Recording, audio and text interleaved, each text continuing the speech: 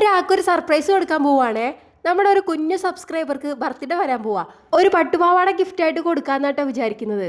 ഒരു പ്ലെയിൻ തുണിയായിരുന്നു കയ്യിലുണ്ടായിരുന്നത്. അതുകൊണ്ട് തന്നെ അത് അങ്ങനെ കൊടുക്കണ്ട, അതിൽ എന്തെങ്കിലും ഡിസൈൻ ചെയ്തിട്ട് കൊടുക്കാന്ന് വിചാരിച്ചു. ആദ്യം ഒരു താമരപ്പൂ പേപ്പറിൽ വരച്ചിട്ട് പിന്നെ അതിന്റെ മേലെ തുണി വെച്ചിട്ട് അതിൽ സ്കെച്ച് ചെയ്തെടുക്കുക ചെയ്തത്.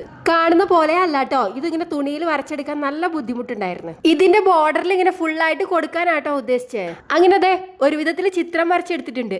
ഇനി താമരപ്പൂവിന് ഈ പച്ച നിറമാണ് നമ്മൾ കൊടുക്കുന്നത്. പെയിന്റ് ചെയ്യുന്നതിന് മുന്നേ നന്നായിട്ട് നയൻ ചെയ്തിട്ടുണ്ടായിരുന്നു, ഒന്നുകൂടെ വൃത്തിക്ക് കിട്ടിയേനെ. പക്ഷെ ഞാൻ അതൊന്നും ആലോചിച്ചിട്ടുണ്ടായിരുന്നില്ല. ഒറ്റയടിക്ക് തുണി അങ്ങോട്ട് വിരിച്ച് അതിൽ പെയിന്റ് ചെയ്യാ ചെയ്തത്. അതിന്റെ കുറച്ച് മിസ്റ്റേക്കുകൾ ഇതിനുണ്ട്. പിന്നെ വരയ്ക്കുമ്പോൾ ഉണ്ടായ അപാകതകളും നമ്മൾ ഈ പെയിന്റിങ്ങിലൂടെ തന്നെ വേണം നികത്താൻ. പിന്നെ കളർ ചെയ്യുന്നത് ആ സൈഡിൽ നിന്ന് തുടങ്ങണമായിരുന്നു. കാരണം ഇപ്പുറത്തെ പൂവിൽ നിന്ന് കയ്യിൽ പെയിന്റ് ആയിട്ട് അത് സാരിയിലാവുന്നുണ്ടായിരുന്നു. ഇനി ഞാൻ എന്തിനാ ഇത്രയ്ക്ക് റിസ്ക് എടുക്കുന്നതെന്നല്ലേ. ഇത് കൊടുക്കാൻ പോകുന്ന ആൾ എനിക്ക് അത്രയ്ക്കും പ്രിയപ്പെട്ടതാണ്. ആൾക്ക് ഒരു പട്ടുപാട പോലും ഇല്ല കേട്ടോ. ഉണ്ണിമോളൊക്കെ പട്ടുപാട ഇടുന്നത് കാണുമ്പോൾ പറയൂ ചേച്ചി ഉടുപ്പ് വേണമെന്ന്.